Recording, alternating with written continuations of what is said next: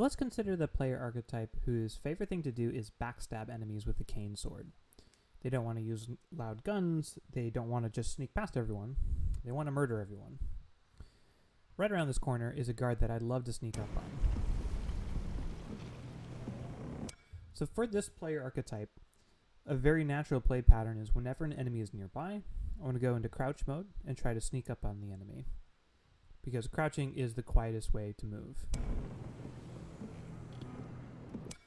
But we see here in that last few seconds of gameplay, the problem presented to the player with crouching is that although it's quieter, it's not fast enough to keep up with guards that are walking away from you. So this presents an interesting problem to the player, where they can either keep crouching to stay undetected, but that doesn't allow them to catch up with the enemy, or they can stand up to move faster, but that runs the risk of alerting the enemy. And that on its own seems like an interesting dilemma to present to a player. I like it so far.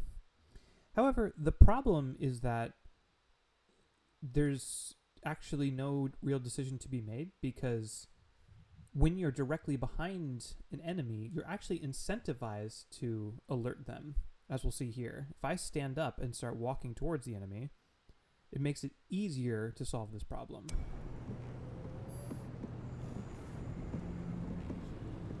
Curious.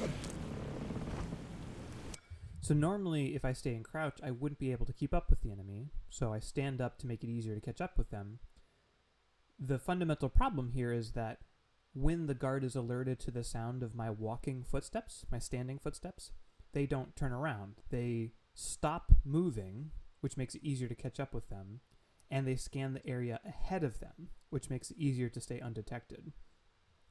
So the original choice, the original dilemma that's presented to the player was, do I crouch to stay undetected, or do I stand to make it easier to catch up to the enemy?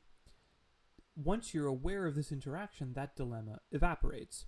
What you realize is that crouching most of the way and then standing for the last few feet of the pursuit will always be the best choice, because it makes it easy both to catch up and to stay undetected. So a simple workaround to this, or a simple solution to this problem, is to slightly tweak the enemy AI so that they can localize sound. And whenever they hear a sound behind them, their first priority should be to turn around rather than to scan the area in front of them.